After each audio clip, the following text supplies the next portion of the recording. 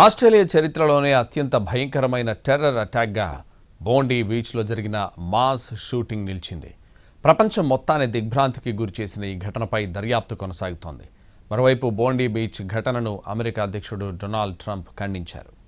Australia బోండీ బీచ్లో యూదులపై జరిగిన దాడి ఘటనలో మృతుల సంఖ్య 16కు పెరిగింది. గాయపడ్డ 40 మందికి ఆసుపత్రుల్లో చికిత్స అందిస్తున్నారు. కాల్పుల ఘటనపై దర్యాప్తు కొనసాగుతోంది.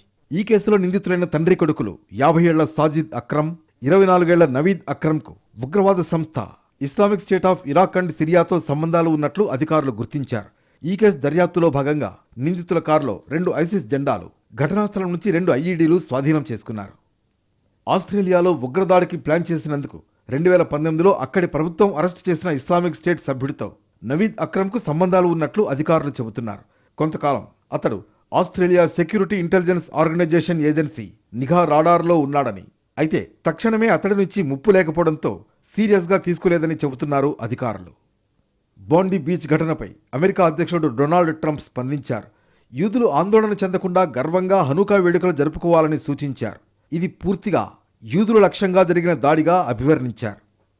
సిడ్నీ ఉగ్రకాల్పుల ఘటనలో 16 మంది మరణించడంతో ఆస్ట్రేలియా ప్రభుత్వం అప్రమత్తమైంది. దేశంలో తుపాకీ చట్టాలను కఠినం చేయాలని ఆ దేశ ప్రధాని యాంథోనీ అల్బనీస్ ప్రతిపాదించారు.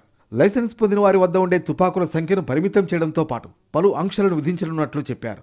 బోండీ బీచ్లో జరిగిన మాస్ షూటింగ్ ఘటన ఆస్ట్రేలియా చరిత్రలోనే అత్యంత భయంకరమైన టెర్రర్ అటాక్గా నిలిచింది.